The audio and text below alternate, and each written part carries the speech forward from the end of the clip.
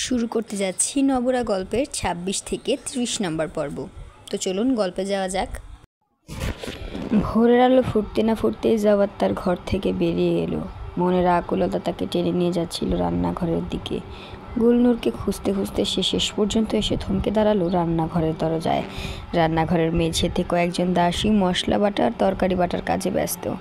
জমিদার পুত্রের হঠাৎ আগমনে তারা চমকে উঠে তাড়াহুড়ো করে কুর্নিশ জানালো। জাওয়াদের চোখ স্থির একটা দৃশ্যের দিকে। উনুনের সামনে দাঁড়িয়ে গুলনুর তন্ময় হয়ে রান্না করছিল। তার কপালে জমে উঠেছে ঘামের বিন্দু। সকালের নরম রোদ এসে পড়ছে চোখে মুখে। নিজের ভাবনায় এতটাই মগ্ন ছিল যে জাওয়াদের উপস্থিতি টেরই পায়নি। একজন দাসী হালকা ধাক্কা দিয়ে তাকে সচেতন করে তুলল। চমকে উঠে তাড়াতাড়ি জাওয়াদকে দেখে সে তাড়াতাড়ি কুর্নিশ করলো। জাওয়াদ দাঁড়িয়েছিল শহুরে ঢঙে, প্যান্টের পকেটে 2 হাত ঢুকে, পরনে সাদা সিল্কের শার্ট। রান্নাঘরের বাতাস ভারী হয়ে উঠেছিল নানান মশলার মিশ্র গন্ধে। হঠাৎ করেই অন্য দাসীদের উপস্থিতির কথা মনে পড়ল জাওয়াদের। একজন জমিদার পুত্রের রান্নাঘরে এভাবে দাঁড়িয়ে থাকা কতটা অশোভন সে কথা মনে পড়তেই সে নিজেকে সামলে নিল। তার কণ্ঠস্বর পাল্টে গেল। কর্তৃত্বের সুরে বলল, গুলনুর, আমার খাবার নিয়ে এসো, বলেই চলে গেল। দরজায় মৃদু কড়া নাড়ার শব্দে জাওয়াদ ধীরে ধীরে দরজার দিকে এগিয়ে গেল। দরজা খুলতেই তার চোখে পড়ল গুলনুরের নম্র মূর্তি। মেয়েটির নত মাথায় কুর্নিশ করল। জাওয়াদের চোখ আটকে গেল তার কপালের পাশের লম্বা দাগটার দিকে। এতটুকু একটা মেয়ের জীবনে এত যন্ত্রণা! অন্ধকারে পুরুষের উপস্থিতি গুলনুর নিতে পারে না। সারা শরীর থরথর করে কাঁপতে শুরু করে। মনে পড়তেই কোনো কথা না ভুলে জাওয়াদ দ্রুত পায়ে এগিয়ে গেল জানালাগুলোর দিকে। একটার পর একটা জানালা খুলে দিতে লাগলো। সকালের সোনালি আলো এসে ভরে দিল ঘরের প্রতিটি কোণ। গুলনুর নীরবে থালাটি নামিয়ে রাখলো টেবিলে। তারপর আবার একটি কুর্নিশ করে ফিরে যাওয়ার জন্য পা বাড়ালো। জাওয়াদ ডাকলো, গুলনুর, একটু বসো। গুলনুর মাথা নত করে ধীরে ধীরে ঘরের এক কোণে মাদুরে বসলো। নরম রোদ এসে পড়েছে পিতলের থালায়। রূপার রেকাবিতে গরম গরম লুচি, আলুর দম, ছোলার ডাল। পাশে ছোট্ট বাটিতে নবনীত, আরেক বাটিতে মিষ্টি দই, উপরে গোলাপ জল ছিটানো। একটি পিতলের গ্লাসে দুধের সর। গুলনুর মাদুরের কোণে বসে আছে মাথা নত করে, তার চোখ মেঝের দিকে। জাওয়াদ প্রথম লুচিটি তুলে নিল। লুচির পাতলা চামড়ায় ঘিয়ের ঝিলিক। মুখে দিতে অনুভব হলো কি অসাধারণ হালকা আর মোলায়েম। এমন লুচি অনেক দিন খাইনি আমি, জাওয়াদ বলল উচ্ছ্বসিত কণ্ঠে। গুলনুর নীরবে বসে রইল, তার চোখের পাতা কাঁপলো একবার। জাওয়াদ আলুর দম থেকে একটু তুলে নিল লুচির সাথে। আলুর টুকরোগুলো এমন নরম যে ছুলেই যেন ভেঙে যাবে। আলুর দমটাও চমৎকার হয়েছে। নবনীত মাখানো লুচি মুখে দিতে দিতে জাওয়াদ আবার বলল, তোমার রান্নার হাত অসাধারণ। গুলনুর অনর, নিস্পন্ধ। শুধু বুকের ভেতর থেকে একটা দীর্ঘশ্বাস বের হলো। জাওয়াদ লক্ষ্য করলো তার চোখের কোণে জমে উঠেছে জলের ভার। সে খাওয়া দাওয়া শেষ করে ধীরে ধীরে বলল, আমার ভেতরে পাহাড় সময় এক কষ্ট আছে। 2 বছর ধরে একটা বোঝা বয়ে বেড়াচ্ছি, কাউকে বলতে পারিনি, বোঝাতেও পারিনি। হয়তো কেউ বোঝার মতো ছিল না। মাঝে মাঝে মনে হয় এই পৃথিবীতে আমার জন্য কিছুই অবশিষ্ট নেই। গুলনুর নীরবে শুনছে। প্রতি রাতে একা ঘরে শুয়ে ভাবতাম, কেউ যদি পাশে থাকতো, কেউ যদি মাথায় হাত বুলিয়ে দিত, জড়িয়ে ধরে বলতো তুমি একা নও। কিন্তু সেই কেউ কখনো এলো না। গুলনুরের চোখে নেমে এলো বিষাদ। তার জীবনেরও তো এমন কত শত রাত গেছে, কত একাকিত্বের যন্ত্রণা বুকে নিয়ে ঘুমোতে হয়েছে। জাওয়াদ প্রশ্ন করলো, তোমারও কি কখনো এমন মনে হয় গুলনুর? কেউ একটু মাথায় হাত বুলিয়ে দিক, হাতটা ধরে রাখুক, দুঃখের সঙ্গী হোক। জাওয়াদের কথাগুলো গুলনুরের হৃদয়ের গভীরতম কোণে লুকিয়ে থাকা ব্যথাগুলোকে ছুঁয়ে গেল। সে নীরবে মাথা নিচু করে রইল। তার চোখের ভাষায় একই ভাষা, ব্যথা, একই একাকিত্বের যন্ত্রণা যা জাওয়াদকেও গ্রাস করে রেখেছে। জাওয়াদ উঠে এসে গুলনুরের সামনে ছোট চৌকিটিতে বসল। গুলনুর নিজেকে আরও গুটিয়ে নিল। জাওয়াদের বুকের ভেতর করুণার ঢেউ উতলে উঠেছে। কি নিদারুণ একাকী এই মেয়েটি! কত গভীর তার অন্তরের ক্ষত! কতটা না ভেঙে পড়েছে সে ভেতরে ভেতরে। ধীরে ধীরে অতি সন্তর্পণে জাওয়াদ তার হাত তুলল। গুলনুরের মাথায় আলতো করে রাখলো সেই হাত। আঙুলগুলো আস্তে আস্তে বুলিয়ে দিতে লাগলো তার চুলে। গুলনুরের মুখে ফুটে উঠল অবাক বিস্ময়। তার চোখে জমে থাকা অশ্রু এবার মুক্ত হলো। সে প্রথমবারের মতো সরাসরি তাকালো জাওয়াদের দিকে। জাওয়াদ তার মাথায় হাত বুলাতে বুলাতে মৃদু স্বরে বলল, তুমি একা নও গুলনুর, আমি আছি তোমার পাশে। গুলনুরের চোখের কোণ বেয়ে টপ টপ করে ঝরতে পড়তে লাগলো অশ্রু। তার বোবা কান্নার সাক্ষী হয়ে যাওয়া নীরবে বসে রইল তার পাশে। কোনো কথা না বলে শুধু মমতায় ভরা হাতটা রেখে দিল তার মাথায়। দাসীর কথায় রাইহার বুকের ভেতর থেকে একটা অজানা আশঙ্কা উঠে আসে। বড় বেগম তো কখনোই ডাকেন না তাকে, আজ কেন ডাকলেন? সে যে প্রথম দিন থেকেই তার দিকে তাকিয়ে থাকতো কুটিল দৃষ্টিতে, যার চোখে চোখ পড়লে রাইহা মাথা নিচু করে পালিয়ে যেত, সেই মানুষটা তাকে হঠাৎ কেন ডাকবে? ললিতার ঘরের দরজায় দাঁড়িয়ে রাইহার হৃৎপিণ্ড থেমে গেল। বিশাল পালঙ্কের উপর ছড়ানো রঙিন শাড়িগুলো দেখে তার চোখ কপালে। গাঢ় বেগুনি রঙের শাড়িটি জামরুল পাতার মতো ঝকঝক করছে, পাশে সবুজ পান্নার মতো একটি শাড়ি, আর সিঁদুরের মতো লাল শাড়ি আগুনের শিখা হয়ে জ্বলজ্বল করছে। এদিকে এসো, এই শাড়িগুলো তোমার জন্যই, বললেন ললিতা।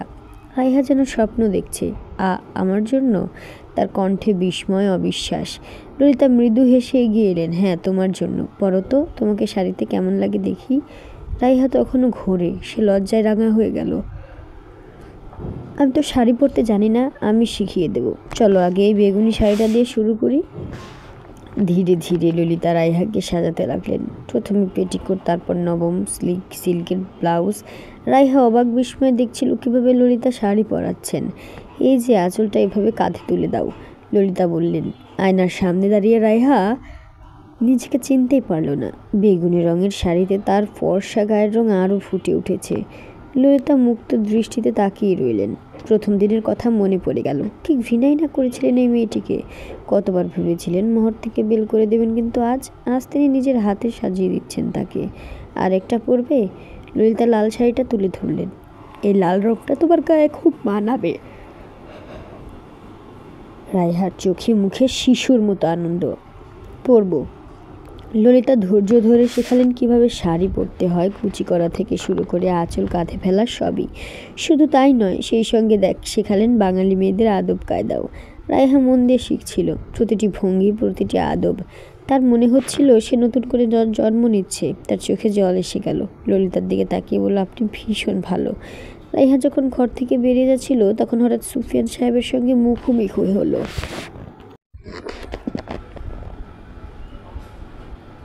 লাল শাড়িতে সেজেগুজে থাকা অবস্থায় রাইহা প্রথমে একটু থতমত খেয়ে গেল, তারপর সামলে নিয়ে দ্রুত কুর্নিশ করলো। মাথা নিচু করে ডান হাত বুকের কাছে রেখে বা পা পিছনে সরিয়ে, ঠিক যেভাবে ললিতা শিখিয়েছিল। সুফিয়ান অবাক হয়ে তাকিয়ে রইলেন। রাইহা চলে যাওয়ার পর সুফিয়ান ঘরে ঢুকে দেখলেন তার স্ত্রী আয়নার সামনে দাঁড়িয়ে নিজের কালো ঘন চুলে চিরুনি বুলাচ্ছে। স্বামীকে দেখে ললিতার ঠোঁটের কোণে চতুর হাসি ফুটল। দেখলেন? ললিতা মৃদু স্বরে জিজ্ঞেস করলেন। চিরুনি চালাতে চালাতেই বললেন, কেমন মানিয়েছে শাড়িটা ওকে? আমার তো মনে হচ্ছিল জন্ম থেকেই শাড়ি পরে আছে। সুফিয়ান ধীরে ধীরে মখমলের চেয়ারে বসলেন। দেখলাম।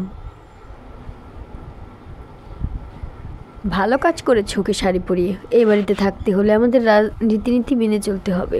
ললিতা চিরুনি নামিয়ে রেখে স্বামীর দিকে ফিরলেন। আমার মনে হয় ও এখন অনেকটাই বদলেছে। আমাদের রীতিনীতি, আচার ব্যবহার শিখছে। শাড়ি পরাটাও শিখে নিল অল্প সময়ে।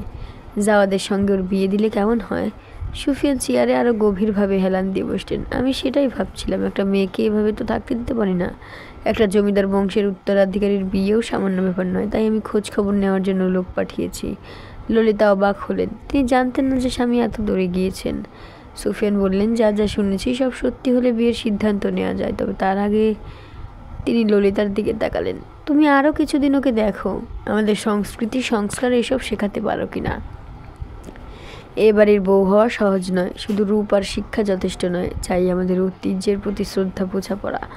ললিতার চোখ করুণায় ভরে গেল। রাইহার সরলতার রূপ দুটোই তাকে মুগ্ধ করেছে, কিন্তু তার চেয়েও বেশি করেছে মেয়েটির শেখার আগ্রহ, নিজেকে বদলে নেওয়ার চেষ্টা। আমি শেখাবো, সব শিখিয়ে দেব। সুফিয়ান উঠে দাঁড়ালেন। আপাতত এ নিয়ে আর কারোর সঙ্গে কথা বলো না, সময় হলে আমি নিজেই জাওয়াদের সঙ্গে কথা বলবো। রাতের নীরবতা ভেঙে হঠাৎ ঘোড়ার খুরের আওয়াজে চমকে উঠল দারোয়ান। বাড়ির প্রধান ফটকের সামনে দাঁড়িয়ে সে অন্ধকারের মধ্যে চোখ পাকিয়ে দেখার চেষ্টা করলো, কে আসছে এত রাতে। ঘোড়ার গাড়ি থেমে যেতেই চিনতে পারলো আগন্তুককে। হুজুর, আপনি? বিস্ময়ে তার চোখ বড় বড় হয়ে গেল। তড়িঘড়ি করে ফটক খুলে দিয়ে সম্মানের সঙ্গে কুর্নিশ করলো। দোতলায় বারান্দায় তখন দাঁড়িয়েছিলেন সুফিয়ান আর তার স্ত্রী ললিতা। রাতের নিস্তব্ধতায় গাড়ির শব্দটা স্পষ্ট ভেসে এলো ললিতার কানে। মৃদু স্বরে স্বামীর দিকে ফিরে বললেন, শুনছেন? মনে হচ্ছে কেউ এসেছে। সুফিয়ান বারান্দার রেলিং ধরে ঝুঁকে দেখলেন, অন্ধকারেও চিনতে পারলেন শব্দর। সিঁড়ি বেয়ে উপরে উঠে আসতেই সুফিয়ান এগিয়ে গেলেন। এ কি আশ্চর্য, তুমি তো বলেছিলে 4 দিন পরে আসবে, হঠাৎ করে? কথা শেষ হওয়ার আগেই শব্দর সুফিয়ানকে জড়িয়ে ধরে বলল, ভাইজান আর থাকতে পারলাম না, মন কেমন করছিল। সুফিয়ানের তীক্ষ্ণ দৃষ্টি শব্দরের মুখের উপর। ব্যবসার খবর কি? সব ঠিক আছে, সংক্ষিপ্ত উত্তর। ললিতা এগিয়ে গেলেন। এত রাতে এসেছো? হাত মুখ ধুয়ে এসো, খাবার দিতে বলি। না ভাবি, এখন না। শব্দরের গলায় অস্থিরতা। সুফিয়ান লক্ষ্য করলেন শব্দরের বাহ্যিক পরিবর্তন। তার কানের পাশে কপালের ধারে কয়েকটা রূপগুলি চুল ছিল। আজ সেই চুলগুলো কালো। পোশাক আশাকে অস্বাভাবিক পরপাটি ভাব। ঘটনাটি বুঝতে অসুবিধা হলো না তার। তিনি কি এসে বললেন, যাও এখন বিশ্রাম নাও, কাল সকালে আমার সঙ্গে দেখা করবে। এই কথাটি শোনার জন্যই অপেক্ষা করছিল শব্দরা। আর কোনো কথা না বলে প্রায় দৌড়ে সিঁড়ি বেয়ে উপরে উঠে গেল সে। সুফিয়ান সেখানে দাঁড়িয়ে রইলেন, তার ঠোঁটের কোণে স্নেহমাখা হাসি। জীবনের এই প্রান্তে এসে শব্দের খুঁজে পেয়েছে তার হৃদয়ের উষ্ণতা। যে মানুষটা শুধু টাকা পয়সা ব্যবসা বাণিজ্য নিয়ে মেরে থাকতো, আজ তার চোখে মুখে প্রেমের আভা। মানুষের জীবনে প্রেম আসে নানা বয়সে। কেউ খুঁজে পায় যৌবনের উন্মাদনায়, কেউ বা প্রৌঢ়ত্বের প্রজ্ঞায়। কিন্তু যখনই আসুক, প্রেম মানুষকে করে তোলে নতুন নতুন করে বাঁচার স্বপ্ন দেখায়। আজ শব্দের মধ্যেও সেই নবজন্মের স্পর্শ। তার প্রতিটি কদমে যৌবনের চাঞ্চল্য, প্রতিটি কথায় প্রেমের অধীরতা। শব্দের দ্রুত পায়ে এগিয়ে চলল জুলফার ঘরের দিকে। তার পা নিজের থেকেই চলছে মনের টানে। বুকের ভেতর ধুকপুক করছে। এতদিন পর জুলফার সঙ্গে দেখা হবে। মনের ভেতর হাজারো কথা ভিড় করে আসছে, কিন্তু কোনটা যে প্রথমে বলবে, কি করবে, কিছুই ঠিক করতে পারছে না। শুধু অন্তরের অদম্য টানে ছুটে এসেছে। জুলফার ঘরের দরজার সামনে এসে থমকে দাঁড়ালো। একবার নিজের পোশাক ঠিক করলো। আয়নার সামনে দাঁড়িয়ে যেভাবে কেউ নিজেকে সাজায়, তেমনি করে আবার জামার ভাঁজ ঠিক করলো। তারপর আস্তে করে ভীরু কিশোরের মতো দরজায় টোকা দিল। কে? ভেতর থেকে জুলফার চেনা কণ্ঠস্বর ভেসে এলো। সেই স্বর শুনে শব্দের বুকের ভেতর ঝড় উঠল। কতদিন এই স্বরের জন্য তার বুক হাহাকার করেছে। আমি। দরজা খুলতেই শব্দরা নিজেকে সামলাতে পারল না। বহুদিনের বিরহ ব্যথা এক মুহূর্তে উতলে উঠল। জুলফাকে জড়িয়ে ধরল। তার মুখে, গালে, কপালে, চুলে পাগলের মতো চুমু দিতে লাগলো। জুলফা, আমার জুলফা, তোমাকে খুব মনে পড়েছে। দূরে গেলে তবেই বোঝা যায় প্রতিদিন কিভাবে তোমার প্রেমে আমি আরও গভীরভাবে ডুবে যাচ্ছি। জুলফা প্রথমে বিরক্তিতে শব্দরকে সরিয়ে দিতে চাইল। কি করছেন, ছাড়ুন আমাকে। কিন্তু পরক্ষণেই তার হাত থমকে গেল। চোখ পড়ল শব্দরের দিকে। শব্দরের এলোমেলো চুল কপালে ছড়িয়ে পড়েছে। সেই চুল আজ রূপালি নয়, কালো ঝকঝকে। বয়সের ছাপ তার চেহারায় একটা পরিণত পুরুষের আকর্ষণ এনেছে। চোখে মুখে কিশোর সুলভ প্রেমাতুরতা। আপনার চুল? জুলফার কথা আটকে গেল। পছন্দ হয়নি? শব্দের জুলফার চোখের দিকে তাকিয়ে জিজ্ঞেস করলো, তোমার জন্যই তো সব। তুমি তো বলেছিলে আমার রূপলি চুল দেখলে মনে হয় আমি বুড়ো হয়ে যাচ্ছি। দেখো, আজ আমি তোমার জন্য আবার যৌবনে ফিরে এসেছি। জুলফা বিস্ময়ে হতবাক হয়ে তাকিয়ে রইল। কোনো মতো বলল, আপনি পাগল। শব্দের জুলফার চুল আলতো করে কানের পেছনে গুজে দিয়ে মৃদু স্বরে জিজ্ঞেস করলো, আমার অনুপস্থিতি কি তোমাকে কষ্ট দিয়েছে? জুলফা মুখ তুলে তাকালো। একটা অপরাধ বোধ তার মনে চির কাটল। সত্যি বলতে সে তো শব্দকে তেমন মনেই করেনি, বরং নাভেদের সান্নিধ্যে সে বেশ সুখেই ছিল। জানো জুলফা, শব্দের আবেগে বলে চলল, শহরে থাকার প্রতিটি মুহূর্তে শুধু তোমার কথাই ভেবেছি। রাতে ঘুম আসেনি। খাবার টেবিলে বসে তোমার হাতের রান্নার স্বাদ মনে পড়েছে। রাস্তায় হাঁটতে গিয়ে মনে হয়েছে তুমি পাশে থাকলে কত ভালো হতো। বাইরে থেকে পায়ের শব্দ ভেসে এলো। শব্দের তৎক্ষণাৎ জুলফার কাছ থেকে সরে দাঁড়ালো। মনির এসেছে, হাতে ব্যাগপত্র। মনির চলে যাওয়ার পর শব্দ দ্রুত ব্যাগের জিপার খুলল। তার হাত কাঁপছে উত্তেজনায়। মনে হচ্ছিল যেন কোনো ছোট ছেলে তার প্রিয় মানুষটির জন্য আনা উপহার দেখাতে উদ্গ্রীব। জুলফা, দেখো তোমার জন্য আমি কি এনেছি। প্রথমে বের করলো একটি রেশমি শাড়ি, গাঢ় নীল রঙের উপর রূপলি জরির কাজ, আলোয় ঝিলিক দিচ্ছে। এটা কিনেছি যখন প্রথম শহরে গিয়েছিলাম। দোকানে ঢুকেই এটা চোখে পড়লো। ভাবলাম এই নীল রঙটা তোমার গায়ের রঙের সঙ্গে কি সুন্দর মানাবে। শব্দের শাড়িটা জুলফার সামনে মেলে ধরলো। তারপরে একে একে বের করতে লাগলো আরও উপহার। একটি চাঁদ বালি এগিয়ে দিয়ে বললো, এটা দেখলাম আর ভাবলাম তোমার কানে এই দুলটা দুলবে যখন। মনে হবে আকাশের চাঁদ নেমে এসেছে। অবশেষে বের করলো একটি ছোট্ট প্যাকেট। এটা কিন্তু বিশেষ। তার চোখে উজ্জ্বল হাসি। প্যাকেট খুলতে বেরিয়ে এলো একটি হার, মাঝখানে একটি নীলা পাথর। এটা কেনার দিন সারা রাত ঘুমাইনি, ভাবছিলাম তুমি এটা পরলে কেমন লাগবে। তোমার গলার এই হার আর চাঁদের আলোর এই নীলা পাথর, মনে হবে আকাশের তারা এসে তোমার গলায় ঝুলে পড়েছে। জুলফা নির্বাক হয়ে দেখছিল। এসো, হারটা তোমার গলায় পরিয়ে দেই। শব্দরা আবেগ ভরে এগিয়ে এলো। জুলফা মাথা নিচু করে দাঁড়ালো। হারের চেনটা খুলতে গিয়ে শব্দের দৃষ্টি আটকে গেল জুলফার কানে। প্লাটিনামের তৈরি এক জোড়া নতুন দুল, হীরের কুচি বসানো, আলোয় ঝিকমিক করছে। শব্দের হাত থমকে গেল। বুকের ভেতর কি একটা খচ করে উঠল। এত দামি দুল সে তো কেনেনি। এ বাড়িতে এই ধরনের দামি গহনা ছিল না। তাছাড়া জমিদার বাড়ির অন্য কেউ তো জুলফা কেমন দামি উপহার দিবে না। এই দুল শব্দের গলা কেঁপে উঠল। কোথায় পেলে? জুলফার মুখ সাদা হয়ে গেল। হঠাৎ করে যেন ঘরের তাপমাত্রা কমে গেল। সে তড়িঘড়ি হাত দিয়ে কানের দুল ঢেকে ফেলল। ও ও কিছু না, কিছু না মানে এত দামি দুল কে দিয়েছে তোমাকে? জুলফা পিছিয়ে গেল। তার বুকের ভেতরটা থরথর করে কাঁপছে। চোখের সামনে ভেসে উঠল নাভিদের মুখ। সে কথা তো কাউকে বলা যাবে না, কখনোই না। শব্দের তীক্ষ্ণ চোখের সামনে দাঁড়িয়ে সে শুধু বুঝতে পারল, আমি আমি বলো। শব্দের কণ্ঠস্বর এবার পাথরের মতো কঠিন হয়ে উঠল। কে দিয়েছে তোমাকে এই দুল? জুলফার চোখ থেকে অঝরে জল গড়িয়ে পড়তে লাগলো। সে ধীরে ধীরে পালঙ্কের কিনারায় বসে পড়ল। তার সারা শরীর অবশ হয়ে আসছিল। কাঁপা কাঁপা হাতে চোখের জল মুছতে মুছতে সে বলল, আপনি কি জানেন না আমি কি করি? আমি নাচি, গান গাই, যাত্রাপালায় অভিনয় করি। জুলফার মনে পড়ে গেল গত বছর বর্ষার কথা। নবাবগঞ্জের বিশাল জমিদার বাড়ি, সন্ধ্যার আলো আধারিতে সাজানো উঠান, চারিদিকে মশানের আলো। সেখানে তাদের দল নিমন্ত্রিত হয়েছিল। জুলফা এক পলক শব্দের দিকে তাকালো। তার চোখে এখনও রাগের আগুন জ্বলছে কিনা তা দেখার জন্য। গেল বছর নবাবগঞ্জের জমিদার বাড়িতে আমি লক্ষ্মীর ভূমিকায় অভিনয় করেছিলাম। জমিদার গিন্নি খুব মুগ্ধ হয়েছিলেন। তিনি আমাকে কাছে ডেকে নিয়ে বললেন, মা লক্ষ্মীর মতোই তুমি অভিনয় করেছো। তোমার কানে কোনো গহনা নেই দেখে মন কেমন করে। নাও, এই দুল তোমাকে দিলাম। জুলফা থেমে গভীর শ্বাস নিল। তার বুকের ভেতর যেন হাজার সুই খচখচ করছে। আঁচলে চোখ মুছে সে আবার বলতে শুরু করলো, আমি প্রথমে নিতে চাইনি, সত্যিই চাইনি। তিনি জোর করে আমার হাতে গুজে দিলেন, বললেন, তুমি না নিলে আমি মন খারাপ করব। আমার মেয়ের জন্য তো কিনেছিলাম। এখন সে বিলেতে। তুমি আমার মেয়ের মতোই। শব্দের মুখের রেখা একটু নরম হলো। তবে জুলফার কান্না থামছিল না। নিজের বোনা মিথ্যার জ্বালায় নিজেই জড়িয়ে পড়েছে সে। প্রতিটি মিথ্যা এখন তীক্ষ্ণ ছুরির মতো বুকে বিঁধছে। যদি মিথ্যে ধরা পড়ে যায় তাহলে কি হবে? তার তো কোনো বিকল্প নেই। নাবের তো শুধু ক্ষণিকের স্মৃতি। তারপর সে দূরে চলে গেছে, অনেক দূরে। সামনে এখন শুধু এই বাড়ি আর শব্দর, এই সংসারে চার দেয়ালের মধ্যে আবদ্ধ জীবন। এটাই তার নিয়তি। পৃথিবীর আর কোথাও তার যাওয়ার জায়গা নেই।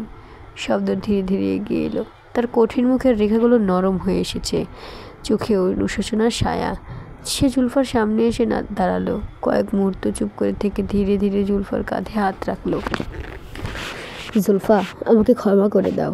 আমি জানি আমি তোমাকে অকারণে কষ্ট দিয়েছি। আমার এই দোষটা কখনোই যায় না। সামান্য কিছু দেখলেই মাথা গরম হয়ে যায়। হঠাৎ তোমার কানে এত দামি দুল দেখে তুমি এই দুল খুলে ফেলো। আমার স্ত্রীর জন্য কারো দান দক্ষিণার দরকার নেই। আমি আছি তোমাকে সব কিছু দিতে। বলতে বলতেই শব্দের জুলফার কান থেকে দুল খুলে নিল। তারপর সেটা কোথায় যেন ছুঁড়ে ফেলে দিল। জুলফার বুকের ভেতরটা মুচড়ে উঠল। নাবেদের স্মৃতি, তার দেওয়া শেষ উপহার, সব ধূলিসাৎ হয়ে গেল মুহূর্তের মধ্যে। তার হৃদয়ে অবিরাম রক্তক্ষরণ হতে লাগলো। যদিও সেই ক্ষত বাইরে থেকে দৃশ্যমান নয়। শব্দের এবার নিজের আনা হার অতি যত্নে ধীরে ধীরে পরিয়ে দিল। জুলফার চোখে তখনও জল। সে চেষ্টা করছিল নিজেকে সামলাতে। কেমন হয়েছে? শব্দের জানতে চাইল। জুলফা ভারী গলায় বলল, খুব খুব সুন্দর। শব্দের জুলফাকে আয়নার সামনে নিয়ে গেল। তার কাঁধে হাত রেখে মৃদু হেসে বলল, দেখো তো নিজেকে, কি অপরূপ লাগছে। তুমি খুশি তো? জুলফা মাথা নেড়ে বলল, খুশি। তারপর নিজের অস্বস্তি চাপা দিতে তাড়াতাড়ি বলে উঠল, আপনি এত রাত করে ফিরলেন, নিশ্চয়ই কিছু খাননি। বসুন, আমি খাবার গরম করে আনছি। শব্দের চোখে একটা কোমল আবেগ দেখা দিল। তোমার হাতের রান্নার স্বাদ শহরে থাকতে প্রতিদিন মনে পড়তো। হোটেলের খাবার খেতে গিয়ে প্রতিবার ভাবতাম, জুলফা হাতের রান্না কবে খাবো। টেবিলে বসে অপেক্ষা করতে থাকে শব্দর। জুলফা শঙ্খিনীকে ডেকে নিল রান্নাঘরের নিরিবিলি পরিবেশে এসে তার সারা শরীর থরথর করে কাঁপতে লাগলো। নাভিদের স্মৃতি একটা বিষাক্ত সাপের মতো মনের চারপাশে পাক খাচ্ছে। সে ভয়ে আড়ষ্ট। যদি শব্দর জানতে পারতো, যদি জেনে ফেলতো এই দুলের আসল ইতিহাস। বেগম সাহেবা, আপনার শরীর ঠিক আছে? জুলফা জোর করে নিজেকে সামনে নিল। একটু মাথা ধরেছে, তুই খাবার গরম কর। ভাতের সঙ্গে ইলিশ মাছের ঝোল দিবি, উনি খুব পছন্দ করেন। খাবার পরিবেশনের সময় জুলফার হাত কাঁপছিল। শব্দর খেতে খেতে মুক্ত কণ্ঠে বলল, এই যে তুমি পাশে বসে আছো, আমার দিকে তাকিয়ে আছো, এতেই সব খাবারের স্বাদ দ্বিগুণ হয়ে যাচ্ছে। শব্দরের কথায় জুলফার ঠোঁটের কোণে ম্লান হাসি ফুটল। রাতে জুলফার পাশে শুয়ে শব্দর বলল, এই কয়টা দিন প্রতি রাতে তোমার স্মৃতি নিয়ে ঘুমিয়েছি। ঘুমের মধ্যেও তোমার হাসি খুঁজেছি, তোমার স্পর্শের জন্য ছটফট করেছি। তুমি কি একবারও আমাকে মনে করেছো? জুলফা মুখ ফিরিয়ে নিল, তার চোখে জল। রাতের অন্ধকারেও সেই জলের ঝিলিক দেখা যাচ্ছে। শব্দর আস্তে করে তার চুলে হাত বুলাতে লাগলো। সেই স্পর্শে একটা অদ্ভুত শিহরণ খেলে গেল জুলফার সারা শরীরে। বলো, শব্দের কণ্ঠে মিনতি, তুমিও কি আমার জন্য অস্থির হয়ে উঠেছিলে? রাতে ঘুম আসতো না? আমার শূন্য জায়গাটা দেখে কি তোমার বুকে ব্যথা করতো? জুলফা এবার ধীরে ধীরে শব্দের দিকে ফিরল। তার চোখের জল মুছে দিয়ে শব্দর বলল, আমি তোমাকে কখনো কষ্ট দিতে চাই না। আমি জানি আমার স্বভাবটা একটু খারাপ, একটু তাড়াতাড়ি রেগে যাই। আজও দেখলে তো এই দোষটা আমার বড্ড খারাপ। জুলফা শব্দরের বুকে মুখ লুকালো। শব্দর তার চুলে হাত বুলাতে বুলাতে আবার বলল, আমি সন্দেহ করাতে খুব কষ্ট পেয়েছো? আমার উচিত হয়নি।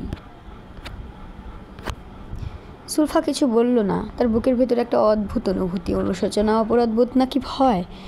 শব্দের জুলফার মাথায় চুমু দিয়ে আবেগরুদ্ধ কণ্ঠে বলল, যখন একা থাকি তখন কত কি ভাবি কেন তোমার আরও আগে জন্ম হলো না? কেন আরও আগে আমাদের দেখা হলো না? কেন তুমি আমার প্রেমে পড়লে না?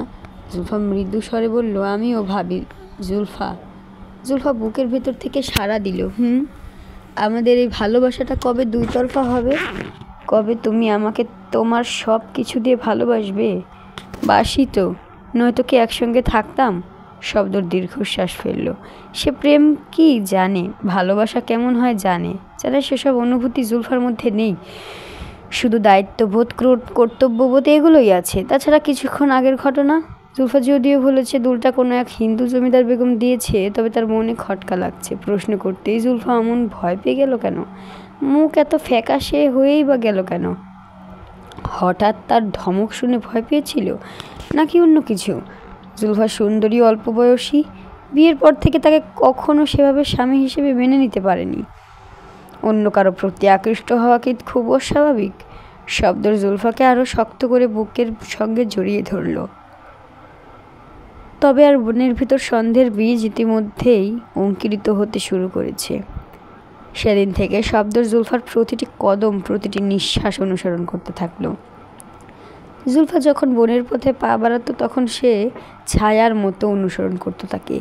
প্রতিটি মুহূর্তে তার চোখ খুঁজত কোনো সন্দেহজনক ইঙ্গিত, কোনো লুকোনো ইশারা। অথচ জুলফার সরল চলনে কোনো চাঞ্চল্য ছিল না। তার চোখে মুখে কোনো গোপন পাপের ছায়াও দেখতে পেত না। বনের নির্জন পথে জুলফা যখন একা হাঁটতো তখন মাঝে মাঝে থমকে দাঁড়াতো। কখনো একটা রঙিন পাখির ডাকে মুগ্ধ হয়ে, কখনো বা একটা বনফুলের সৌন্দর্যে বিভোর হয়ে। তার এই সরল আনন্দের নিষ্পাপ মুগ্ধতা দেখে শব্দরের মনের সন্দেহ ধীরে ধীরে ম্লান হতে থাকে। কিছুদিন যেতেই শব্দরের মনের গভীরে যে অবিশ্বাসের বীজ অঙ্কুরিত হয়েছিল তা ধীরে ধীরে শুকিয়ে যেতে থাকে। প্রতিদিন জুলফার নিঃসঙ্গ পথ চলা দেখে তার বুঝতে বাকি রইল না যে তার সন্দেহ ছিল একটা ভুল, একটা অন্যায়। জুলফা মিথ্যে বলার মেয়ে নয়। সেই দিনটা ছিল অন্যান্য দিনের মতোই। জুলফা পুরো মহল ঘুরে বেড়াচ্ছিল। শব্দের যথারীতি তার পিছু নেওয়ার জন্য প্রস্তুত হলো। হঠাৎ তার পা থমকে গেল। মনে পড়ল সেদিনের কথা, যেদিন প্রথম সন্দেহের বশবর্তী হয়ে জুলফাকে প্রশ্ন করেছিল। জুলফার চোখে তখন ফুটে উঠেছিল অবাক ভয়। সেই ভীত চোখের দৃষ্টি আজ তার কাছে নতুন অর্থ বহন করছে। ভয় শুধু তাদেরই চোখে ফোটে যারা কখনো পাপ করেনি, যারা মিথ্যার জাল বোনেনি, তারাই এমন ভয়ে কেঁপে ওঠে।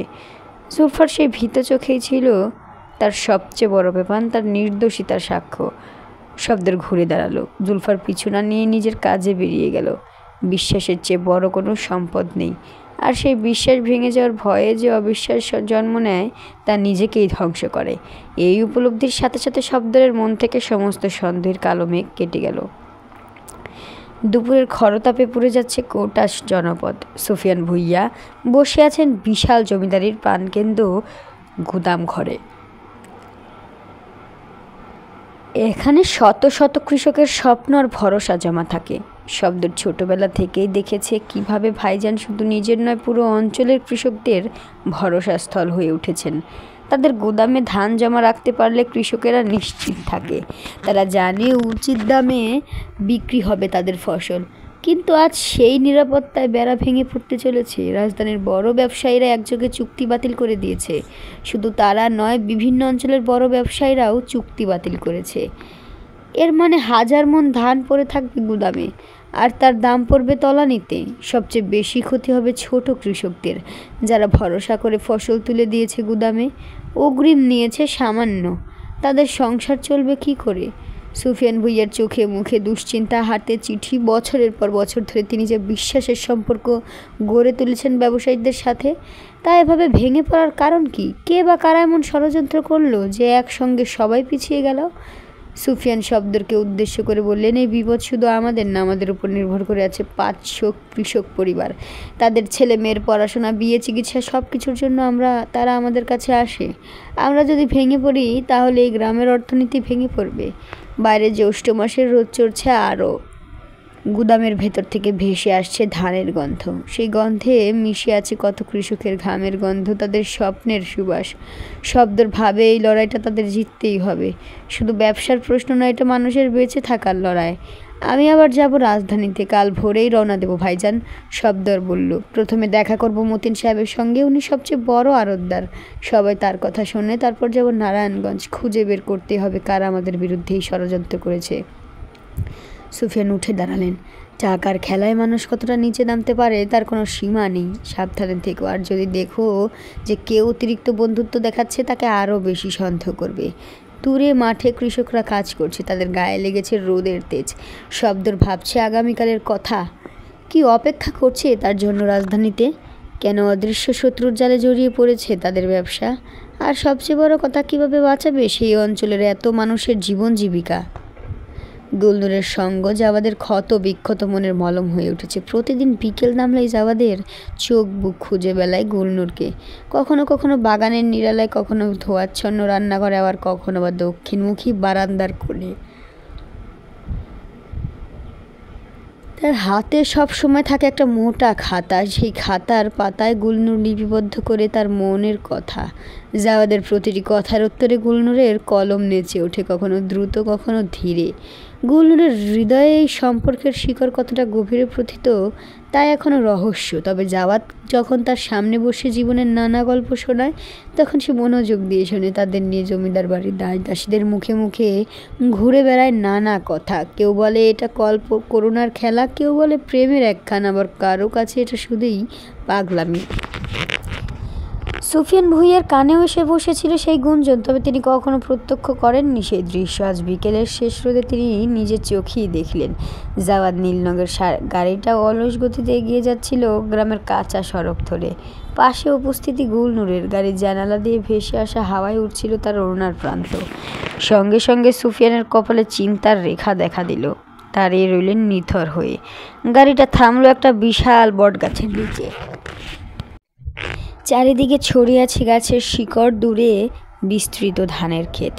বিকেলের রোদ এখন স্নিগ্ধ সোনালি। বটগাছের পাতার ফাঁক দিয়ে সূর্যের আলো এসে পড়েছে গাড়ির জানালায়। গুলনুর খাতাটা খুলে বসলো। গাছের একটা বেরিয়ে থাকা শিকড়ে তার মুখে চিন্তার ছায়া। কলমটা নিয়ে ভাবতে লাগলো, তারপর খাতার পাতায় কলম চালিয়ে লিখল গুলনুর। এভাবে সকলের সামনে রান্নাঘর থেকে নিয়ে আসা কি ঠিক হলো? সামান্য ইতস্তত করে খাতাটা এগিয়ে দিল জাওয়াদের দিকে। জাওয়াদ খাতাটা হাতে নিয়ে পড়ল। তার ঠোঁটের কোণে দুষ্টু হাসি দেখা দিল, যে হাসি দেখলেই গুলনুরের বুক টিপ টিপ করে। আমি ঠিক বেঠিকের তোয়াক্কা করি না, মনে যা আসে তাই করি। গুলনুর তাড়াতাড়ি খাতাটা ফিরিয়ে নিয়ে লিখতে শুরু করলো, আপনার তো কোনো ক্ষতি হবে না, কিন্তু আমার পরিণতি ভাবুন। বড় বেগম আমাকে তলব করেছেন, নিশ্চয়ই কানে গেছে আপনার সঙ্গে আমার বন্ধুত্বের কথা। এতক্ষণ দাঁড়িয়ে থাকা জাওয়াদ এবার ধীরে সুস্থে এসে বসলো গুলনুরের পাশে। পুরনো বটগাছের শিকড়ে হেলান দিয়ে বিকেলের শেষ রোদ এসে পড়েছে তার মুখে। সে মুখ ফেরালো গুলনুরের দিকে। ভয় পেও না, আমি তোমার পাশে আছি। বড় বেগম তোমাকে কিছুই বলবেন না, আমি দেখব। গুলনুর মুখ তুলল, জাওয়াদের চোখে চোখ রাখলো। তার নিজের চোখে জমে থাকা ভয়ের কালো মেঘ ধীরে ধীরে সরে যেতে লাগলো। হঠাৎ করে তার মনে হলো এই মুহূর্তে সে দুনিয়ার সবচেয়ে নিরাপদ জায়গায় বসে আছে, এই বটগাছের নিচে, জাওয়াদের পাশে। জাওয়াদ দূরের ধান ক্ষেতের দিকে তাকিয়ে রইল কিছুক্ষণ, তারপর বলল, ছোটবেলায় চাচা জানের সঙ্গে প্রায়ই আসতাম এখানে। এই যে সামনে যত দূর দেখা যায় এই সব ধান ক্ষেত আমাদের। চাচাজান বলতেন, সম্পত্তি মানুষকে বড় করে না, মানুষের মন বড় করে। বিকেলে এখানে এসে বসলেই মনটা হালকা হয়ে যেত, তাই তোমাকেও নিয়ে এলাম। আকাশে তখন কালো মেঘের আনাগোনা শুরু হয়েছে। দূরে মেঘ গর্জনের শব্দ, বাতাস ক্রমশ উত্তাল হয়ে উঠেছে। বটগাছের পাতায় পাতায় অস্থির সনসনানি। গুলনুর আবার কলমটা তুলে নিল। জাওয়াদ উৎসুক চোখে তাকিয়ে রইল খাতার দিকে।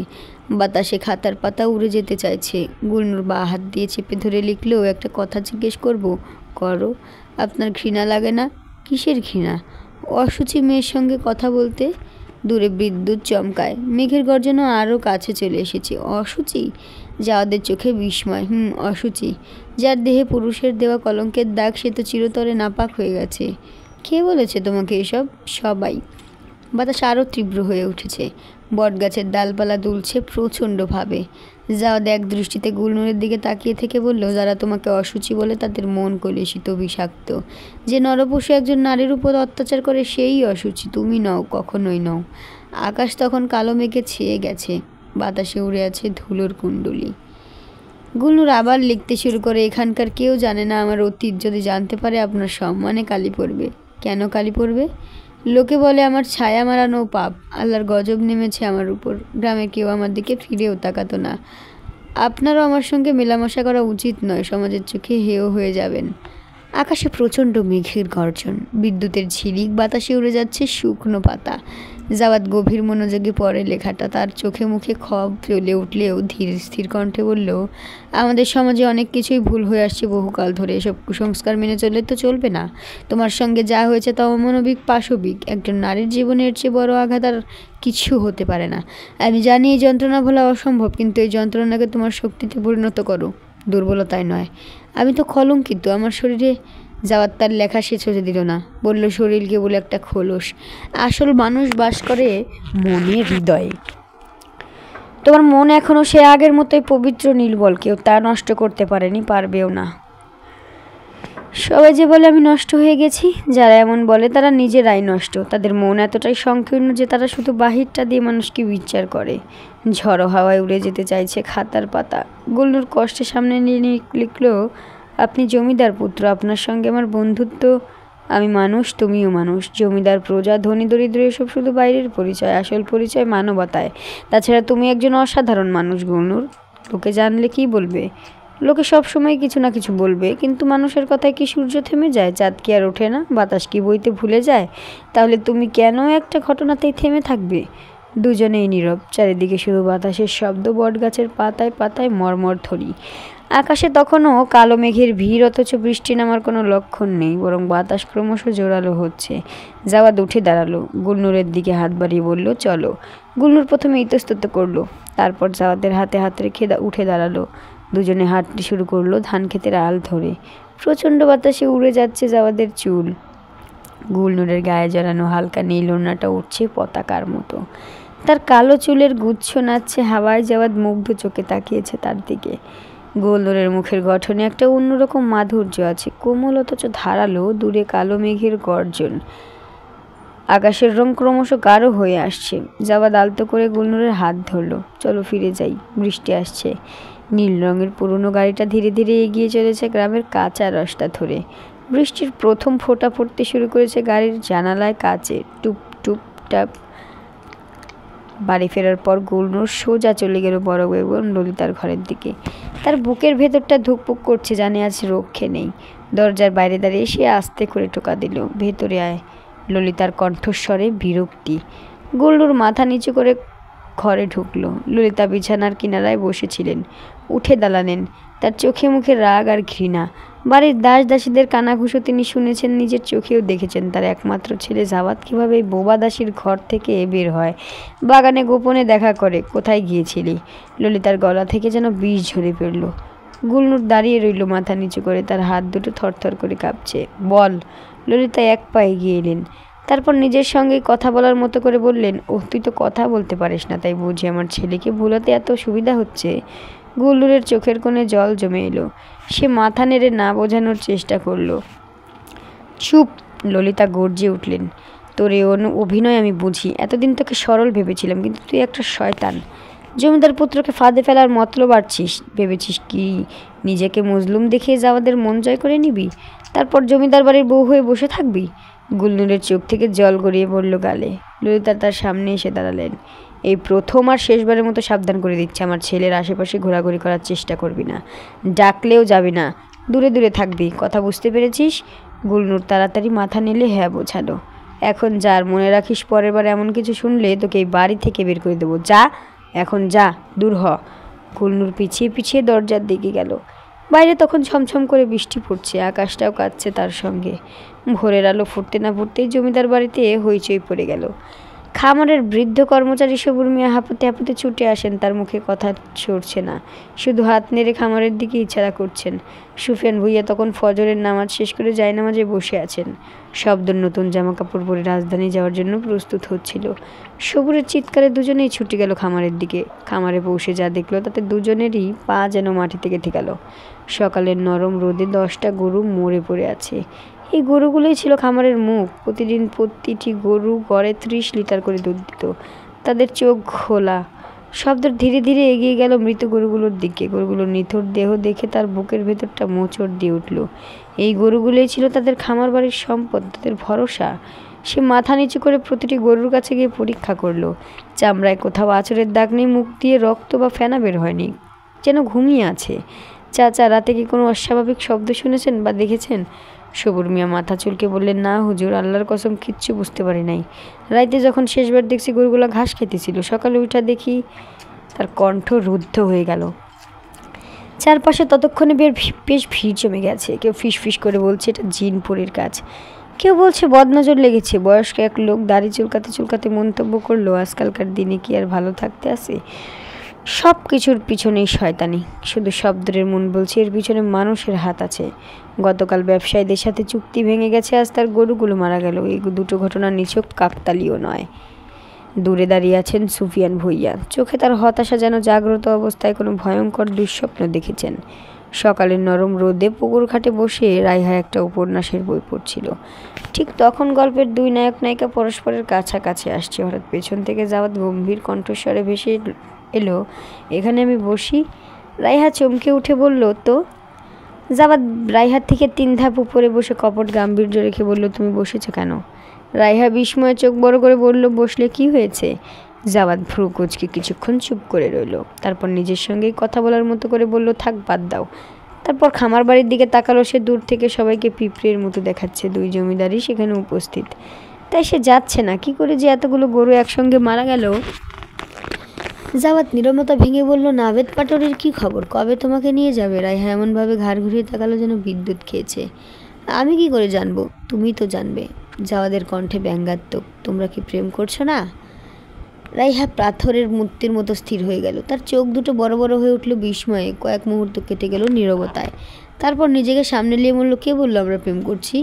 জাওয়াদের চোখে মুখেও এবার বিস্ময়ের ছোঁয়া। রাইহার নাভেদের নিত্যদিনের কথোপকথন, হাসি ঠাট্টা, একসাথে বেড়ানো দেখে সে ভেবে নিয়েছিল দুজনের মধ্যে নিশ্চয়ই কিছু একটা আছে। কিন্তু রাইহার প্রতিক্রিয়া তাকে হতভম্ব করে দিল। প্রেম করছো না? আশ্চর্য না। জাওয়াদ নিজের ধারণাকে যাচাই করার চেষ্টা করলো। ওহ, নাভেদ পাটোয়ারি তো ভীষণ সুদর্শন, তাই ভেবেছিলাম। কথাটা শেষ না করেই থেমে গেল সে। বরং বেশি ভালো। আমার এত ভালো মানুষ ভালো লাগে না। অদ্ভুত। সত্যি বলছি, আসলে বড্ড সহজ লাগে নাভেদকে। আমি চাই জীবনে একটু জটিলতা, একটু চ্যালেঞ্জ। সব কিছু যখন একদম পারফেক্ট থাকে তখন কেমন যেন ফাঁকা ফাঁকা লাগে। মানুষের মধ্যে কিছু দোষ থাকবে, কিছু অসুবিধা থাকবে, এইসব নিয়েই তো জীবন। লন্ডনে থাকতে দেখেছি, ওখানে সব কিছু এত অর্গানাইজড, এত পারফেক্ট, তবুও কোথায় যেন প্রাণ নেই। একটু হেসে বলল, আমি চাই খুঁত থাকুক, কিছু বাধা থাকুক, কিছু মিলবে, কিছু মিলবে না। এই যে টানা পড়েন, এটাই তো আসল জীবন। নাভেদের মধ্যে সেই জটিলতাটা কোথায়? জাওয়াদ অবাক হয়ে শুনছিল। বিলত ফেরত এই মেয়েটা এত গভীরভাবে ভাবতে পারে তা আগে টের পায়নি। ঠোঁট উল্টে হাতের তালু দিয়ে তালির মতো আলতো করে একটা শব্দ তুলে বলল, এই প্রথম তোমার কোনো কথা আমার ভালো লাগলো। কেন আমি কি সবসময় খারাপ কথা বলি? রাইহা ঘুরে বসতে গেলে হঠাৎ করে কোলের উপর থেকে উপন্যাসটা ঘুরিয়ে পড়লো সিঁড়িতে। জাওয়াদের চোখ পড়লো বইটির উপর। এটা কি আমার বই না? রাইহা একটু উদ্ধত ভঙ্গিতে বলল, তাতে কি হয়েছে? আমাকে না জানিয়ে আমার বই নিয়ে এলে কেন? তুমি তো কাউকে তোমার বই ধার দাও না। তাই বলে লুকিয়ে নিয়ে আসবে? রাইহা চুপ করে রইল। তারপর বইটা কুড়িয়ে নিয়ে প্রায় ফিসফিস করে বলল, সরি। দুপুরবেলা জমিদার বাড়ির খানার ঘরে পিনপতন নিস্তব্ধতা। পুরনো সেগুন কাঠের দীর্ঘ টেবিলটা মাঝখানে রাজকীয় ভঙ্গিতে দাঁড়িয়ে আছে। টেবিলের উপর সাজানো খাবারগুলো চোখ জুড়োয়। ইলিশ মাছের ঝোল থেকে উড়ে আসা মশলার গরম গরম সুবাস, লালচে বাদামি রঙের ভুনা মাংসের থালা, সেই সাথে বেগুন ভর্তার মিষ্টি গন্ধ ছড়িয়ে পড়েছে চারিদিকে। সোনালি রঙের টকঝাক লেবুর আচার কাচের পাত্রে ঝলমল করছে।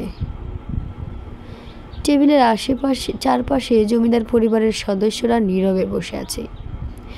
ঘরের বাতাস ভারী। দাসীরা পা টিপে টিপে খাবার পরিবেশন করছে। সুফিয়ানের পিছনে দাঁড়িয়ে গুলনুর তাল পাখার পাখা দিয়ে বাতাস করছিল। তার চোখে মুখে নির্লিপ্ততা। সে চিরচেনা লাজুক মেয়েটি কোথাও হারিয়ে গেছে। জাওয়াদ চামচ দিয়ে শুধু ডালের ভাতের দানাগুলো এদিক ওদিক করছে। মাঝে মাঝে চোখ তুলে তাকাচ্ছে গুলনুরের দিকে, কিন্তু গুলনুর তার দিকে একবারও তাকাচ্ছে না। তার হাতে ডালপালার পাখা একই ছান্দে দোল খাচ্ছে। চোখ স্থির, মুখে কোনো ভাব নেই। জাওয়াদ গলা পরিষ্কার করে ডাকল, গুলনুর, মাছের ঝোল দাও তো। গুলনুরের হাতের পাখা একই তালে চলছে। সে শুধু পাশের দাসী রাশিদার দিকে তাকিয়ে ঈষৎ মাথা নাড়ল। রাশিদা তৎপর হয়ে মাছের ঝোল এগিয়ে দিল। জাওয়াদ আবার বলল, গুলনুর, একটু পানি দাও। গুলনুর এবারও নিল। আরেক দাসী এগিয়ে এলো পানির গ্লাস নিয়ে। জাওয়াদের গলা এবার স্পষ্ট ধমক, গুলনুর, আমার জন্য তাজা লেবু পাতা আনো। গুলনুরের মুখে তখনই একই অভিব্যক্তি। শুধু চোখের ইশারায় আমিনাকে পাঠিয়ে দিল লেবু পাতা আনতে। কালো মরিচ দাও। জাওয়াদ এবার প্রায় চিৎকার করে উঠল। গুলনুর পাখা নাড়া থামালো না। রাশেদাকে ইশারা করল, লঙ্কার বাটা। জাওয়াদের গলায় এখন আগুন। গুলনুর পাথরের মূর্তি। সামান্য একটু মাথা নেড়ে আরেকজনকে পাঠালো। ঘরের বাতাস আরও ভারী হয়ে উঠল। জাওয়াদ হঠাৎ উঠে দাঁড়ালো। নকশা করা চেয়ারটা এমন ঝরে ঠেললো যে টেবিলের কাচের গ্লাস কেঁপে উঠল। কথা শোনার ক্ষমতাও হারিয়ে ফেলেছে নাকি? তার গলা কাঁপছে নাকি? কি হয়েছে তোমার? জবাব দাও। ললিতা তার স্বামী সুফিয়ানের পাশে বসে মৃদু হাসছেন। রাইহা ও জুলফার চোখে বিস্ময়ের ঝিলিক। রাইহা ফিসফিস করে ডাকলো, গুলনুর, এমন করছো কেন তুমি? ওকে রাগিও না। সুফিয়ান এতক্ষণ নীরবে খাচ্ছিলেন। এবার শান্তভাবে বললেন, জাওয়াদ, ধৈর্য ধরো। দেখছো না মেয়েটা বাতাস করছে, একসঙ্গে কতগুলো কাজ করবে। তাছাড়া আমাদের এমনিতেই অনেক সমস্যা চলছে। এসব ছোটোখাটো বিষয় নিয়ে মাথা গরম করার কি দরকার? জাওয়াদ গজগজ করতে করতে হাত ধুয়ে বেরিয়ে গেল। গুলনুর তখনও দাঁড়িয়ে। তার হাতের পাখা থেমে গেছে। চোখের জলে ভেসে যাচ্ছে মুখ। গ্রীষ্মের সূর্য পশ্চিম আকাশে হেলে পড়েছে। দিনভর তপ্ত বাতাস বয়ে গেছে। জমিদার বাড়ির বাগান জুড়ে এখন সন্ধ্যার আগমনে সেই দাবদাহ একটু কমেছে। কৃষ্ণচূড়ার লাল ফুল ঝরে পড়েছে পাথরের পথে। শুকনো পাতার মতোই খসখস শব্দ তুলছে পায়ের নিচে। জাওয়াদ সেই পথ ধরে পায়চারি করছিল, হাত দুটো পিছনে বাঁধা, কপালে বিন্দু বিন্দু ঘাম। গুলনুরের নীরবতা তাকে গ্রাস করে রেখেছে। নিজের আচরণও তাকে কুড়ে কুড়ে খাচ্ছে। কেন সে এমন করে চেঁচিয়ে উঠেছিল? হয়তো গুলনুরের অন্তরে কোনো কারণে আঘাত লেগেছে, তাই চুপ হয়ে গেছে। বাগানের দূর কোণে গোলাপ ঝাড়ের পাশে গুলনুর শুকনো পাতা জড়ো করছিল। জাওয়াদের পা নিজে থেকে এগিয়ে চলল সেদিকে। গুলনুরের কাছাকাছি এসে থামল সে। কয়েক মুহূর্ত নীরবতা। গরম হাওয়ায় ভেসে চলে আসছে আমের পাকা গন্ধ। গুলনুর, জাওয়াদের কণ্ঠস্বর এবার অনেক নরম, দুপুরে কেন এমন করলে? কি হয়েছে তোমার, আমাকে বলো। গুলনুর ধীরে ধীরে উঠে দাঁড়ালো। তার ওড়নার প্রান্ত থেকে খসে পড়ল কয়েকটা শুকনো পাতা। গরমে তার মুখ লাল হয়ে উঠেছে। একবার মাত্র চোখ খুলল সে জাওয়াদের দিকে। সে চোখে কী যে ছিল, বেদনা, অভিমান, নাকি শুধু শূন্যতা? বোঝার আগেই সে কুর্নিশ করল বিনীতভাবে, যেন একটা যন্ত্র, তার মধ্যে পানির কোনো স্পন্দন নেই। তারপর পিছন ফিরল। গুলনুর, জাওয়াদ ব্যাকুল হয়ে ডাকল। গুলনুর এক মুহূর্তের জন্য থমকে দাঁড়ালো। গরম হাওয়ায় তার কালো ওড়না উড়ল একটু, কিন্তু ফিরে তাকালো না। সে এগিয়ে চলল সামনের দিকে। তার পায়ের শব্দ মিলিয়ে গেল ধীরে ধীরে। জাওয়াদ দাঁড়িয়ে রইল নিশ্চল হয়ে। সূর্যের শেষ আলোয় তার ছায়া লম্বা হয়ে পড়েছে তপ্ত মাটিতে। গ্রীষ্মের সন্ধ্যা নামছে ধীরে ধীরে। বাগানের গাছপালা থেকে টুনটুনি পাখির ক্লান্ত ডাক শোনা যাচ্ছে। রাত নামতেই হাতে প্রদীপ নিয়ে জাওয়াদ যখন গুলনুরের ঘরের দরজার সামনে এসে দাঁড়ালো, তখন তার বুকের ধুকপুকুনি বেড়ে গেল। দরজা ঠেলে ভেতরে ঢুকতেই দেখলো গুলনুর হতচকিত হয়ে পড়েছে। চাঁদের আলোয় ভেজা তার মুখখানা আরও সুন্দর দেখাচ্ছিল। আথালি পাথালি চোখ ঘুরিয়ে ওড়না খুঁজে গায়ে জড়িয়ে নিল। জাওয়াদ ভেতরে পা রাখতেই সে দ্রুত কুর্নিশ করলো। তার চোখে আগের মতো স্নিগ্ধতা নেই, বরং অচেনা শীতলতা। জাওয়াদের বুকের ভেতরটা মোচড় দিয়ে উঠল। কেন আমাকে এড়িয়ে চলছ? কি করেছি আমি? মিনতির সুরে বলল জাওয়াদ। গুলনুর নীরব, তার ওড়নাটা মাথা থেকে পড়ে গেল। জাওয়াদ এগিয়ে এলো। গুলনুর, আমি তোমার সঙ্গে কথা বলছি, একবার তাকাও আমার দিকে। জাওয়াদ হাতের খাতা কলমটি গুলনুরের দিকে বাড়িয়ে দিল। গুলনুর নিল না। সে একটা কাপড় ভাঁজ করতে লাগলো, যেন জাওয়াদ সেখানে নেই, অথচ তার আঙ্গুলগুলো কাঁপছিল। জাওয়াদ আর থাকতে পারল না। প্রদীপ খাতা কলম পাশে রেখে সে গুলনুরের হাত ধরল। তার স্পর্শে গুলনুরের সারা শরীরে বিদ্যুৎ খেলে গেল। তুমি কি বুঝতে পারছো না আমি এখানে তোমার জন্যই এসেছি? গুলনুর জোর করে হাত ছাড়িয়ে নিল। তার এই তেজ দেখে জাওয়াদ একটু থমকে গেল। পরক্ষণে আবার তার হাত ধরল, এবার আরও শক্ত করে। তোমাকে বোঝাতে পারছি না, তুমি যদি আমার কাছ থেকে দূরে সরে যাও তাহলে এই বাড়িতে আমার শ্বাস নেওয়াও কঠিন হয়ে পড়বে। এই বিশাল বাড়ি আমার কাছে কারাগারের চেয়েও ভয়ঙ্কর মনে হবে। গুলনুর আবার হাত ছাড়াতে চেষ্টা করলো, কিন্তু জাওয়াদ ছাড়ল না। গুলনুর মাথা তুলে তাকালো। জাওয়াদের চোখে যে আকুলতা দেখলো তা তাকে চমকে দিল। এই মানুষটা কেন তো ব্যাকুল হয়ে তার কাছে এসেছে? কেন তার একদিনের দূরত্ব সহ্য করতে পারছে না? তার বুকের ভেতর কেমন করে উঠল। যদি তুমি না বলো আমি কি করে বুঝবো? তুমি ছাড়া আমাকে বোঝার মতো কেউ নেই গুলনুর। গুলনুর তখনও তাকিয়ে আছে, তার চোখে বিস্ময়। এই প্রথম কেউ তার জন্য এতটা ব্যাকুল হলো। এই প্রথম কারো চোখে তার জন্য এতটা আকুলতা দেখলো। তার চোখের কোণে জমে থাকা অশ্রুবিন্দুটি তখনও গড়িয়ে পড়েনি। জাওয়াদের তীক্ষ্ণ দৃষ্টি সেটি ধোয়ে ফেলল। নিমেষের মধ্যে তার আঙুল উঠে এলো গুলনুরের চোখের কোণে। সেই কোমল স্পর্শে গুলনুরের সারা শরীর শিহরিত হয়ে উঠল। বুকের ভেতর যেন হাজার প্রজাপতি টানা ছাপটাচ্ছে। এমন অনুভূতি সে আগে কখনো অনুভব করেনি। কাপা হাতে খাতা কলমটি টেনে নিল। প্রদীপের আলোয় তার আঙুলগুলো নাচতে লাগলো কাগজের উপর। ধীরে ধীরে সে লিখলো, আমি নিরুপায়, বড় বেগম আপনার থেকে দূরে থাকতে বলেছেন। জাওয়াদ যখন লেখা পড়লো তার কপাল কুচি গেল। তোমাকে বকেছে? গুলনুর নীরবে মাথা নিচু করে রইল। হঠাৎ জাওয়াদ ঘুরে দাঁড়ালো ললিতার ঘরের দিকে। তার চোখের দৃষ্টি দেখে ভয়ে গুলনুরের বুক কেঁপে উঠল। প্রদীপের শিখা নেচে উঠল হাওয়ায়। সে দ্রুত পিছু নিল জাওয়াদের। সন্ধ্যার অস্পষ্ট আলোয় সুফিয়ান বারান্দায় দাঁড়িয়েছিলেন। তার শরীরের প্রতিটি পেশি অবসন্নতায় ভারাক্রান্ত। ব্যবসায় আকস্মিক বিপর্যয়, তার উপর খামারের গরুগুলোর একযোগে মৃত্যু, সব কিছু মিলে মনের ভেতরটা বিষাদে ডুবে গেছে। পাশে দাঁড়ানো ললিতা মাঝে মধ্যে স্বামীর মন ভালো করার চেষ্টায় দু একটা কথা বলছিলেন। হঠাৎ করেই উন্মুক্ত হাতের মতো জাওয়াদ এসে আছড়ে পড়ল দরজায়। অনবরত ধাক্কাতে লাগলো। দরজা খুলে ললিতা পাথর হয়ে গেলেন। জাওয়াদ? ললিতার কণ্ঠে বিস্ময়। জাওয়াদের চোখে জ্বলছে বিদ্রোহের আগুন। গলায় তীব্র ক্ষোভ নিয়ে সে বলল, কোন অধিকারে আপনি গুলনুরকে হুকুম দিলেন? কে আপনি তার জীবন নিয়ন্ত্রণ করার? ললিতার মুখে ক্ষণিকের জন্য বিভ্রান্তি। কি বলছিস তুই?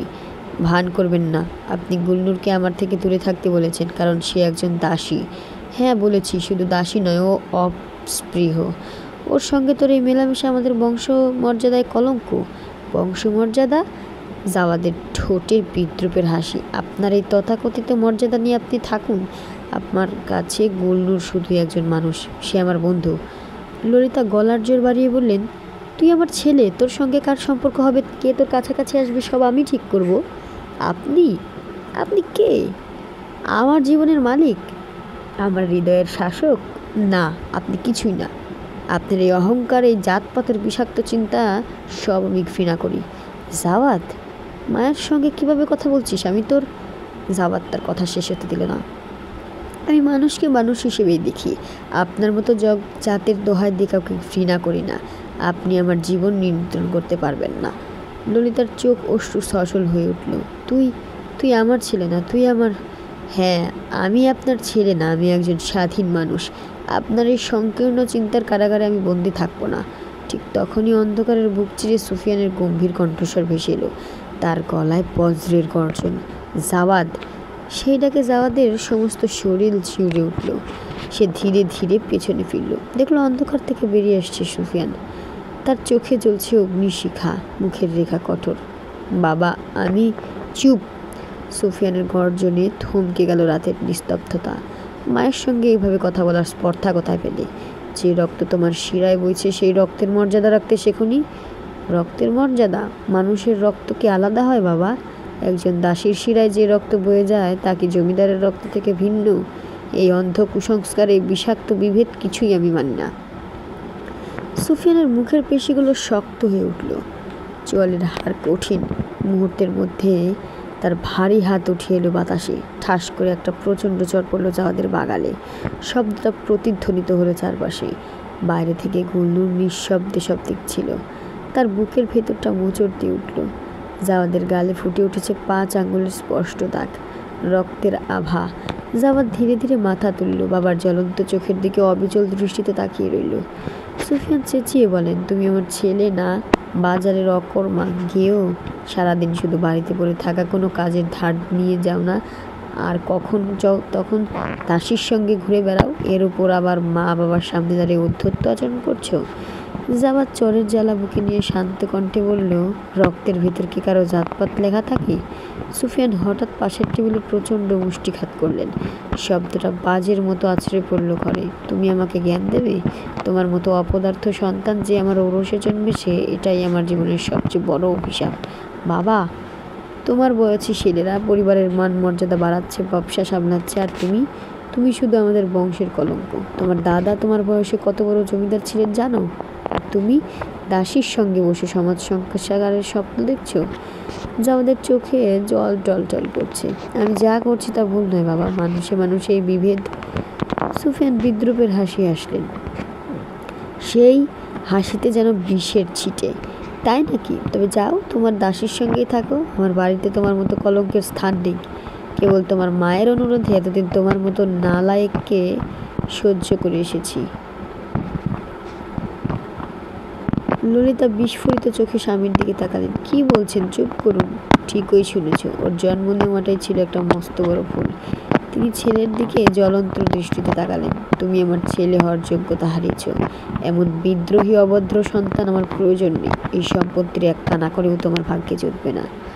জাওয়াদের সমস্ত শরীর যেন আগুনে পড়ে যাচ্ছে। বুকের ভেতর লাভার মতো কিছু একটা উত্তাল হয়ে উঠছে, কিন্তু মুখ দিয়ে কোনো শব্দ বেরোল না। সুফিয়ান আবার বললেন, যদি এই বাড়িতে থাকতে চাও তবে মানুষ হয়ে ওঠো, নয়তো। কথা শেষ হওয়ার আগেই জাওয়াদ ক্রোধে অন্ধ হয়ে ঘর থেকে বেরিয়ে গেল। তার প্রতিটি কদমে যেন আগুন ঝরে পড়ছে। পায়ের শব্দে থরথর করে কেঁপে উঠল বাড়ির মেঝে। ললিতা বুকের ভেতরে একটা তীব্র যন্ত্রণা অনুভব করলেন। 2 বছর আগের সেই কালো দিনগুলোর স্মৃতি আবার ফিরে এলো। কোথায় হারিয়ে গিয়েছিল জাওয়াদ? কী করেছিল কেউ জানে না। কত অপেক্ষায় কেটেছিল প্রতিটি মুহূর্ত। না, আবার যদি হারিয়ে যায়, আবার যদি। ললিতার কণ্ঠ কেঁপে উঠল। তিনি স্বামীর দিকে ফিরে অসহায়ভাবে বললেন, আপনি এমন করলেন কেন? এত কঠোর কথা বলার কি দরকার ছিল? সুফিয়ান পাথরের মতো শক্ত হয়ে দাঁড়িয়ে রইলেন। ললিতা আর দাঁড়ালেন না, ছেলের দিকে ছুটলেন। ততক্ষণে জাওয়াদ নিজের ঘরে ঢুকে একটা পুরনো ব্যাগে কয়েকটা জামা কাপড় গুছিয়ে নিয়েছে। তারপর সোজা গুলনুরের ঘরের দিকে পা বাড়ালো। গুলনুর তখন বিছানার কোণে গুটিসুটি মেরে বসে। হঠাৎ দরজা খুলে ভেতরে ঢুকলো জাওয়াদ। সে কিছু বুঝে ওঠার আগেই তার হাত চেপে ধরে টেনে নিয়ে বের হয়ে এলো। গুলনুরের চোখে মুখে বিস্ময়। জাওয়াদ, কোথায় যাচ্ছিস বাবা? ললিতার আর্তনাদ ভেঙে পড়ল বাড়ির স্তব্ধতায়। জাওয়াদ ফিরে দাঁড়ালো, বলল, এই বাড়িতে আমার লাশে কখনো ফিরে আসবে না। ললিতা ছুটে এসে ছেলের সামনে দাঁড়ালেন। কাপা হাতে ছেলের হাত ধরতে গেলেন।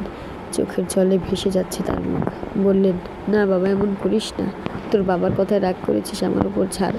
আমাকে যা খুশি বল, শাস্তি দে, কিন্তু এভাবে চলে যেতে পারবি না। বাড়ির সমস্ত দাস দাসী বারান্দায় জড়ো হয়েছে, কারো মুখে কোনো কথা নেই। সবাই হতবাক হয়ে তাকিয়ে আছে। জাওয়াদ পা বাড়ালো। ললিতা আড়াআড়িভাবে দাঁড়িয়ে পথ আটকে ধরলেন। তোকে ছাড়া কী করে বাঁচবো? তোর বাবার শরীর দিন দিন ভেঙে পড়ছে, আমি একা কী করে সামলাবো সব? গুলনুরের চোখে জল টলমল করছে। একবার ললিতার দিকে তাকাচ্ছে, একবার জাওয়াদের দিকে। তার হৃদয়ের ভেতর ঝড় বইছে।